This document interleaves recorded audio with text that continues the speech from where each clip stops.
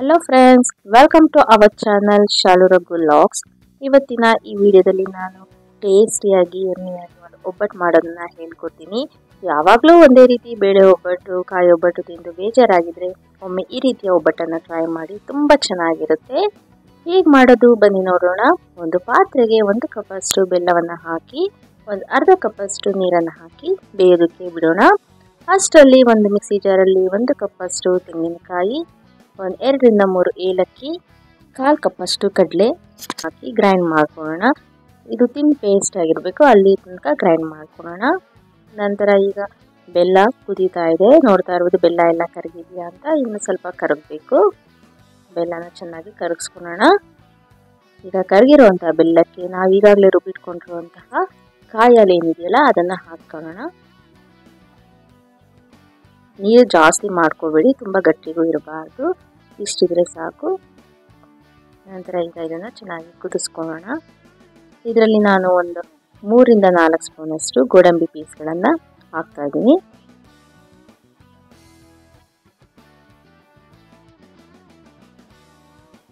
ನೋಡಿ, ಈ ಕನ್ಸಿಸ್ಟೆನ್ಸಿ ಇದ್ರೆ ಸಾಕು. ಈಗ ರೆಡಿಯಾಗಿದೆ. ಈಗ ಇದಕ್ಕೆ ನಾನು ಪೂರಿಯನ್ನು ಮಾಡ್ಕೊತಾ ಇದ್ದೀನಿ. ಇದು ಪೂರಿಯನ್ನು ಸ್ವಲ್ಪ ವಿಶೇಷವಾಗಿ ಮಾಡ್ಕೋಬೇಕು, ಬನ್ನಿ ನೋಡೋಣ. ಇದಕ್ಕೆ ನಾನು 2.5 ಕಪ್ಪಷ್ಟು ಗೋಧಿ ಹಿಟ್ಟು, 1 ಚಿಟಿಕೆ ಉಪ್ಪನ್ನು ಹಾಕಿ ನೀರಿನಲ್ಲಿ ಚಪಾತಿ ಹದಕ್ಕೆ ಕಲಿಸ್ಕೊತಾ ಇದ್ದೀನಿ. ನೀವು ಒಂದ್ಸತಿ ಮಾಡ್ಕೊಂಡು ತಿನ್ನಿ, ತುಂಬಾ ಇಷ್ಟಪಡ್ತೀರಾ, ಮತ್ತೆ ಮತ್ತೆ ಮಾಡ್ಕೊಂಡು ತಿಂತೀರಾ, ಅಷ್ಟು ಚೆನ್ನಾಗಿರುತ್ತೆ ಈ ಹಾಲು ಒಬ್ಬಟ್ಟು. ಮತ್ತೆ ಯಾರಾದರೂ ಬಂದಾಗ ಒಂದೇ ರೀತಿ ಬೇಳೆ ಒಬ್ಬಟ್ಟು, ಕಾಯಿ ಒಬ್ಬಟ್ಟು ಅದೇ ಮಾಡ್ತಾ ಇದ್ರೆ ಅವ್ರಿಗೂ ಸಹ ಬೇಜಾರಾಗುತ್ತೆ, ನಿಮಗೂ ಬೇಜಾರಾಗಿರುತ್ತೆ. ಈ ರೀತಿಯಾಗಿ ಒಮ್ಮೆ ಟ್ರೈ ಮಾಡಿ ನೋಡಿ, ತುಂಬ ಇಷ್ಟಪಡ್ತೀರಾ. ಮಕ್ಕಳು ಸಹ ತುಂಬಾ ಇಷ್ಟಪಟ್ಟು ತಿಂತಾರೆ. ಇಲ್ಲಿ ನಾನು ಮೈದಾನ ಯೂಸ್ ಮಾಡಿಲ್ಲ, ನೀವು ಬೇಕಾದರೆ ಇದನ್ನು ಮೈದಾದಲ್ಲೂ ಸಹ ಮಾಡ್ಕೊಳ್ಬೋದು. ನಾನು ಇಲ್ಲಿ ಹೆಲ್ತಿಗೋಸ್ಕರ ಗೋಧಿ ಹಿಟ್ಟನ್ನು ಯೂಸ್ ಮಾಡಿದ್ದೀನಿ, ಸೊ ಹೆಲ್ತಿಯಾಗಿರುತ್ತೆ ಪೂರಿ ಅಂತ. ನೋಡಿ, ಈ ಹಿಟ್ಟಿನ ಅದಕ್ಕೆ ಕಲಿಸ್ಕೋಬೇಕು. ಈಗ ಇದನ್ನು ಒಂದು 5 ನಿಮಿಷ ಮುಚ್ಚಿಡೋಣ. ನೋಡಿ, ಈಗ ಇದು ಸ್ವಲ್ಪ ಸಾಫ್ಟ್ ಆಗಿದೆ. ಈಗ ಇದನ್ನು ಚಿಕ್ಕ ಚಿಕ್ಕ ಉಂಡೆಗಳನ್ನಾಗಿ ಮಾಡ್ಕೊಳ್ಳೋಣ. ಈಗ ಇದನ್ನು ಪೂರಿ ರೀತಿಯಾಗಿ ಲಟ್ಟಿಸ್ಕೊಳ್ಬೇಕಾಗುತ್ತೆ. ನಿಮಗೆ ಈ ಹಿಟ್ಟು ಮಿಕ್ಕಿದ್ರೂ ಸಹ ನೀವು ಮತ್ತೆ ಚಪಾತಿ ಏನಾದರೂ ಮಾಡ್ಕೊಂಡು ತಿನ್ಬೋದು, ವೇಸ್ಟ್ ಅಂತೂ ಆಗೋದಿಲ್ಲ ನಿಮಗೆ ಇದು. ಈಗ ಈ ರೀತಿಯಾಗಿ ಮಾಡಿಕೊಂಡು ಒಂದು ಫೋರ್ಕಿನ ಸಹಾಯದಿಂದ ಈ ರೀತಿಯಾಗಿ ಮಧ್ಯೆ ಮಧ್ಯೆ ಹೋಲ್ ಮಾಡ್ಕೋಬೇಕಾಗುತ್ತೆ. ಯಾಕಂದರೆ ನಮಗೆ ಇಲ್ಲಿ ಸಾಫ್ಟಾಗಿ ಬೇಕಾಗಿಲ್ಲ ಪೂರಿ, ನಮಗೆ ಇಲ್ಲಿ ಸ್ವಲ್ಪ ಕ್ರಿಸ್ಪಿಯಾಗಿ ಬೇಕು.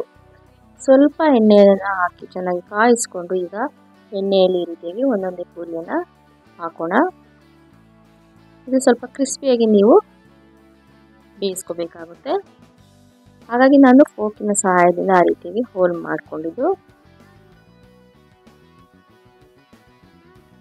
ನೀವು ಇದು ಮೈದಾದಲ್ಲಿ ಮಾಡೋದು ಸಹ ತುಂಬಾ ಟೇಸ್ಟ್ ಚೆನ್ನಾಗಿ ಬರುತ್ತೆ, ಬಟ್ ಮೈದಾ ಅಷ್ಟು ಒಳ್ಳೆಯದಲ್ಲ ಅಲ್ವಾ ಆರೋಗ್ಯಕ್ಕೆ. ಹಾಗಾಗಿ ನಾನಿಲ್ಲಿ ಗೋಧಿ ಹಿಟ್ಟಲ್ಲಿ ಮಾಡ್ತಾ ಇದ್ದೀನಿ. ಇದೇ ರೀತಿಯಾಗಿ ನಾನು ಸುಮಾರು ಪೂರಿಗಳನ್ನು ಮಾಡಿಕೊಂಡೆ. ಸೇಮ್ ಪ್ರೊಸೀಜರಲ್ಲೇ ಇದರ ಪೂರಿಗಳನ್ನು ಲಟ್ಟಿಸ್ಕೊಂಡು ಅದೇ ರೀತಿಯಾಗಿ ಫೋರ್ಕ್ನ ಸಹಾಯದಿಂದನೇ ಹೋಲ್ ಮಾಡಿಕೊಂಡು ಈ ರೀತಿಯಾಗಿ ಎಣ್ಣೆಯಲ್ಲಿ ಡೀಪ್ ಫ್ರೈ ಮಾಡ್ಕೊತಾ ಇದ್ದೀನಿ.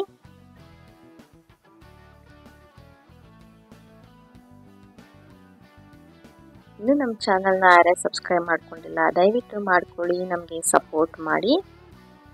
ಇನ್ನು ನಮ್ಮ ಚಾನಲ್ನಲ್ಲಿ ಸುಮಾರು ವಿಡಿಯೋಸ್ ಇದ್ದಾವೆ, ಎಲ್ಲವನ್ನು ನೋಡ್ಕೊಂಡು ಬನ್ನಿ. ಈಗ ಮಾಡಿರುವಂತಹ ಕಾಯಿ ಹಾಲಿನ ಪಾಕ ಏನಿರುತ್ತಲ್ಲ ಅದಕ್ಕೆ ಈ ಪೂರಿಗಳನ್ನು ಒಂದೊಂದೇ ಡಿಪ್ ಮಾಡಬೇಕಾಗುತ್ತೆ. ಈ ಕಾಯಿ ಹಾಲಿನ ಪಾಕ ಬಿಸಿ ಇರಬೇಕು. ನೀವು ಈ ರೀತಿಯಾಗಿ ಪೂರಿಗಳನ್ನು ಡಿಪ್ ಮಾಡುವಾಗ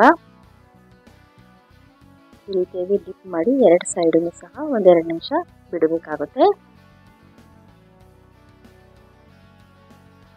ತೀರಾ ತಣ್ಣಗಿದ್ರೆ ಸ್ವಲ್ಪ 1-3 ನಿಮಿಷ ಬಿಟ್ಟರು ಸಾಕು. ಈಗ ಇದನ್ನು ಒಂದು ಪ್ಲೇಟಿಗೆ ಸರ್ವ್ ಮಾಡೋಣ. ಮತ್ತೆ ಮೇಲೆ ಸ್ವಲ್ಪ ಕಾಯಿ ಹಾಲನ್ನು ಹಾಕೋಣ. ನೋಡಿ, ತುಂಬ ಹೆಲ್ತಿಯಾದ ಟೇಸ್ಟಿಯಾದಂತಹ ಕಾಯಿ ಹಾಲು ಒಬ್ಬಟ್ಟು ರೆಡಿಯಾಗಿದೆ. ಇದನ್ನು ನಾವು ಹಾಲು ಒಬ್ಬಟ್ಟು ಅಂತ ಕರಿತೀವಿ. ನೀವು ಸಹ ಒಮ್ಮೆ ಮನೆಯಲ್ಲಿ ಟ್ರೈ ಮಾಡಿ ನೋಡಿ, ಹೇಗಿತ್ತು ಅಂತ ನನಗೆ ಕಮೆಂಟ್ ಮೂಲಕ ತಿಳಿಸಿ. ಎಲ್ಲರಿಗೂ ಈ ಹಾಲು ಒಬ್ಬಟ್ಟು ಇಷ್ಟ ಆಗಿದೆ ಅಂತ ಅಂದ್ಕೊತಾ ಇದ್ದೀನಿ. ಹೀಗೆ ನನಗೆ ಸಪೋರ್ಟ್ ಮಾಡ್ತಾ ಇರಿ. ಸಪೋರ್ಟ್ ಮಾಡ್ತಿರೋ ಎಲ್ಲರಿಗೂ ತುಂಬ ಹೃದಯದ ಧನ್ಯವಾದಗಳು. Thank you.